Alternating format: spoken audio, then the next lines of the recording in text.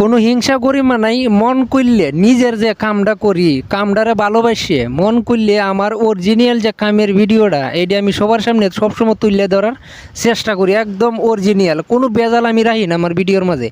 ঠিক আছে, এখন মনে করেন যে আমরা কোম্পানি কিন্তু মোটামুটি ভালো বড় একটা কোম্পানি, তো কোম্পানির মধ্যে অনেক কাম কাজ হয়েছে, অনেক মাল টালাইছে, তো কিন্তু সব কিছু কিন্তু কেরিংয়ে নামাই লইছে। ঠিক আছে, আমরা যে আছি আমরা হেল্পার মেশন অনেক মানুষ আছে, মানে সবার কিন্তু এরকম কোনো পরিশ্রম হয়েছে না, যেহেতু কাম শেষের দিকে কিছু মাল শর্ট পচিন। এই যে পিছনে দেখতেছেন যে ঝুলতাছে একটা নৌকা, মানে ছোটো একটা নৌকা দিয়া 100 বস্তা বালু ফাটাইছে, মানে প্লাস্টারের বালু শর্ট পচিন 100 বস্তা প্লাস্টারের বালু ফাটাইছে। তো এখন লাস্টের দিকে যেহেতু কোনো কেরিং টেরিং আইছে না, 100 বস্তা বালুর লেগে আর কেরিং আইব, কোম্পানির মাঝে কিন্তু কেরিং আছে, কিন্তু 100 বস্তা বালুর লেগে এখন কেরিং আওয়াটা আসলে সম্ভব না।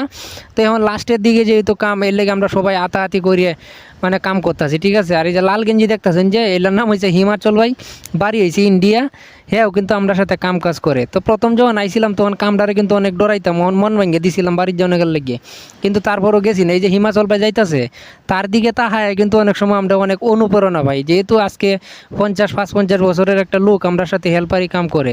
ঠিক আছে, তো সে যদি করতে পারে তাহলে আমরা কেড়ে পারতাম না, তো এরকম একটা অবস্থা আর কি। তো সবসময় সবার কাছে আমি অরিজিনাল আমার কামের ভিডিওগুলো তুলে ধরার চেষ্টা করি। তো সবাই ভালো থাকবেন, সুস্থ থাকবেন, আবার নতুন কোনো ভিডিও লইয়া আপনারা